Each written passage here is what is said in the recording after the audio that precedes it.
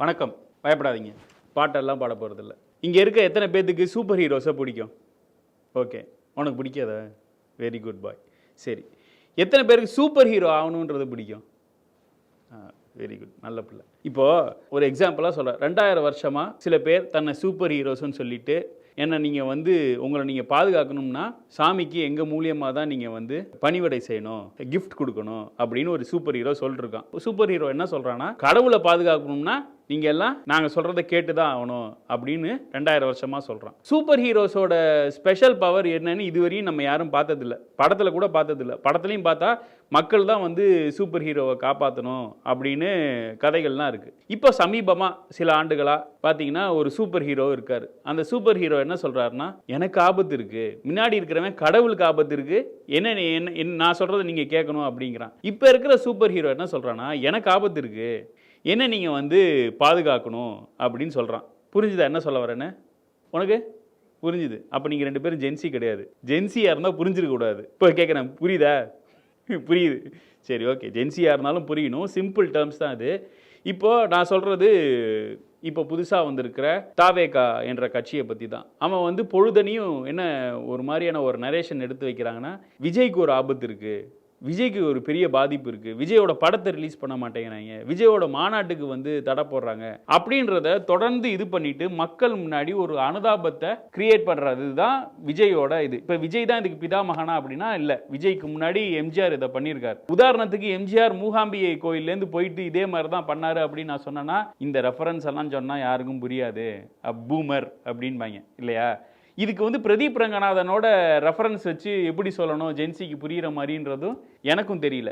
So இப்போ இன்னொன்று என்ன சொல்கிறாங்கன்னா, திராவிட ஐடியாலஜி இர்ரிலவெண்ட் ஆகிடுச்சு, இனிமேல் அது பேசி பிரயோஜனமே இல்லை அப்படின்ற மாதிரி ஒரு கருத்துருவாக்கம் வலதுசாரிகளால் குறிப்பிட்ட தினமலர் கும்பலால் தொடர்ந்து பரப்பிட்டு இருக்காங்க. அப்படின்னா இல்லை, இப்போ வரையும் விஜயை ஹோல்ட் பண்ணிட்டு இருக்கக்கூடிய கான்செப்ட் இந்த திராவிடம்ன்ற ஒரு கான்செப்ட் தான். ரொம்ப விலகி போனால் பிடிச்சி இழுத்துருவாங்க. இதுக்கு முன்னாடி ஜெயலலிதா பண்ண பல அட்டம்ப்ட்லையும் அந்த அம்மாவுக்கு எலக்டோரல் ஃபியர் கொடுத்தாங்க. அவங்களும் இதே மாதிரி சினிமாலேருந்து வந்தவங்க தான், இதே மாதிரி கரிஷ்மேட்டிக் லீடர் தான், அவங்களும் ப்ரோ சென்டிமெண்ட்டான இதுதான்.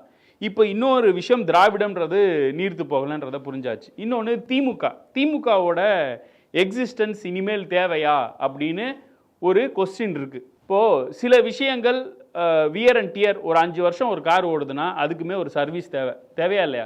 அதே மாதிரி ஒரு 50 வருஷம் 75 வருஷம் ஒரு எலக்டோரலில் இயக்கமாகவும் எலக்டோரலாகவும் இருந்த கட்சியில் சில வியர் அண்ட் டியர் இருக்கும். அதுக்கு தகுந்த மாதிரி மாற்றிக்கணும். உதாரணத்துக்கு இன்னைக்கு கலைஞர் இருந்தாலும் கலைஞர் அவரோட எலெக்ஷன் மேனிஃபெஸ்டோவில் கை ரிக்ஷா திட்டத்தை ஒழித்தேன் அப்படின்னு இருப்பார் இல்லையா?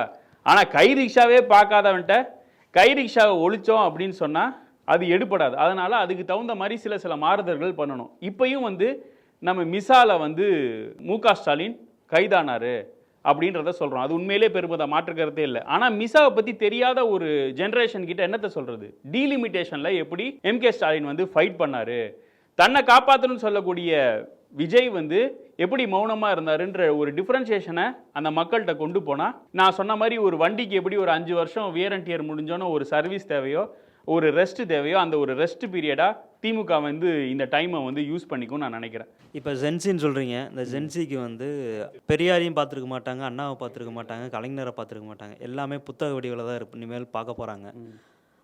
இப்போ படிக்கிற இதே போயிருச்சு.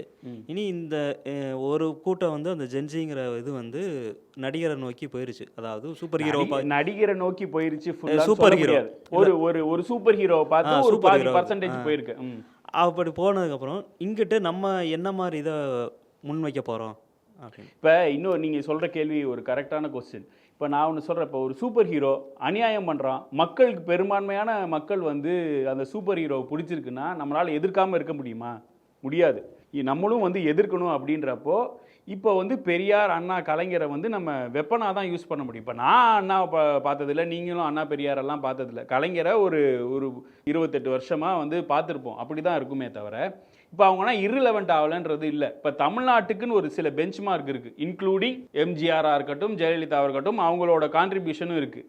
இப்போ அதையெல்லாம் சொல்லி தான் நம்ம வந்து மக்கள்கிட்ட புரிஞ்சுக்கணும். இன்னொன்று, நம்ம ரொம்ப வரட்டுத்தனமான ஒரு பிடிவாதத்தில் இருக்கோம். எல்லாருமே வந்து அந்த சூப்பர் ஹீரோ பின்னாடி போயிட்டாங்க, அதனால் வந்து இனிமேல் இந்த ஐடியாலஜி பேசுகிறது வந்து தப்பு அப்படின்றது கிடையாது.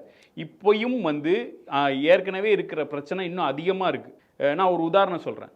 ஏற்கனவே நமக்கு இருந்த வில்லனோட ஃபேஸ் வந்து வால்டர் வெற்றிவேலில் வர அந்த குழந்தை மூஞ்சி வில்லன் மாதிரி இருந்தான் இல்லையா? அதனால் அவனை வில்லன் எஸ்டாப்ளிஷ் பண்ணுறதுக்கே ஒரு பெரிய கஷ்டமாக இருந்தான். ஆனால் அந்த வில்லன் என்னென்ன பண்ணானா, நம்மளை படிக்க விடல, சாமின்னு ஒன்று கொண்டு வந்து, கோயில்னு கொண்டு வந்து அதுக்குள்ளே கூட உள்ளே விடலை. ஆனால் அதையெல்லாம் யார் போராடினா அப்படின்றத இப்போ இருக்கிற ஃபார்மேட்டுக்கு அண்ணா, கலைஞர், அம்பேத்கரோட கான்ட்ரிபியூஷனை சொன்னால் மக்களுக்கு புரியும். அதான் நான் சொல்கிறேன்ல, நம்ம எடுத்தோடனே வந்து ஒரு அரகன் ஸ்டோனில் இல்லை ஜென்சி அப்படிங்கிறத விட்டு ஜென்சியை வழிநடத்துகிற ஆட்கள் அவங்க யாருமே வந்து அண்ணாவை பற்றியோ பெரியாரை பற்றியோ கொள்கை தலைவராக வச்சுருக்காங்க. ஆனால் அந்த கொள்கை தலைவர்களை யார், என்ன, அவங்களோட வரலாறு என்ன, எதுவுமே அவங்களுக்கு தெரியல. இல்லை, அப்படிப்பட்ட ஆட்கள்கிட்ட போய் இப்போ நம்ம எப்படி போய் அப்ரோச் பண்ணுறது? இப்போ DMK IT wing, DMK youth wing, DMK ஏதோ ஒரு பேஜஸ் எடுத்துக்கோங்க. டெய்லி ஏதாவது ஒரு கோட்டுன்றது, அண்ணா கோட்டு, பெரியார் கோட்டு, அம்பேத்கர் கோட்டுன்னு இருக்குது. அதோட ரீச்சோட லெவல் வந்து கம்மியாக இருக்கலாம். ஆனால் தொடர்ந்து சொல்லிக்கிட்டே இருக்கிறதுக்கு காரணம் என்ன? இதெல்லாம் எங்களோட ஐடியாலஜி, இதை நாங்கள் ஃபாலோ பண்ணுறோன்னு. இப்போது அவங்க அந்த ஐடியாலஜியை சொன்னால் அவனோட மாஸ் பீப்புள் வந்து அதை படித்தா ஆட்டோமேட்டிக்காக அவங்களுக்கு அறிவு வரும். அறிவு வருமா வராதா? வரும். அறிவு வந்தால் அவங்க என்ன என்ன என்ன பண்ணுவாங்க? யோசிப்பாங்க. கரெக்டாக இல்லையா? யோசிச்சா என்ன முடிவு எடுப்பானுங்க? அவன் இந்த பக்கம் வந்துடுவாங்க. அதுதான் மேட்ரு. அதனால தான் அவன் பண்ணாமல் இருக்கான். நம்ம வந்து அதுக்குன்னு இந்த திராவிடத்தை வந்து பேசாமல் இருந்தோம் அப்படின்னா இன்னும் நமக்கு பலவீனமாக தான் இருக்கும். அது நம்ம எப்படி அவங்களுக்கு புரிகிற ஃபார்மேட்டில், முன்னாடி கார்ட்ஸ் வந்து இருந்தது, இப்போ அதை வந்து ஏஐ கொண்டு வந்து விஷுவலாக மாற்ற முடியுன்ற அளவுக்கு வந்துருச்சு. அந்த மாதிரி நம்ம கொண்டு போகணும். அதுக்குன்னு எல்லாத்தையும் நம்ம பழசே வந்து பேசிட்டு கூட. இப்போ கான்டெம்பரரியாக இப்போ இருக்கிற கரண்ட் சுச்சுவேஷனில் இப்போ அட்மினிஸ்ட்ரேஷனில் எவ்வளோ ஃபெயிலியர்ஸ் இருக்குது, இப்போ என்னெல்லாம் வந்து இண்டஸ்ட்ரீஸ் வராமல் அங்கே போகுதுன்ற இதையும் சேர்த்து பேசினாதான் டிஎம்கேவோ இல்லை அந்த திராவிட ஒன்று புரிஞ்சுக்கணும். திராவிட கொள்கை அப்படின்றது நிலைத்து நிற்கணும்னா தமிழ்நாடுன்ற ஒரு இன்ஸ்டிடியூஷன் வந்து நல்லா இருக்கணும். அப்படின்னா திமுகன்ற எக்ஸிஸ்டன்ஸ் தேவை. திமுகன்ற எக்ஸிஸ்டன்ஸுக்கு திமுகவில் இருக்கவங்க மட்டுமே வேலை செய்யணுன்றது இல்லை. தமிழ்நாடு வெல்ஃபேர் குடிச்சு இந்த திராவிடம்ன்ற ஒரு ஐடியாலஜியோட நல்லதை கெட்டது புரிஞ்ச எல்லாருமே வந்து ஒர்க் பண்ணாதான் அது முடியும். மீண்டும் இன்னொரு ஸ்டோரியில் சந்திப்போம். நன்றி, வணக்கம்.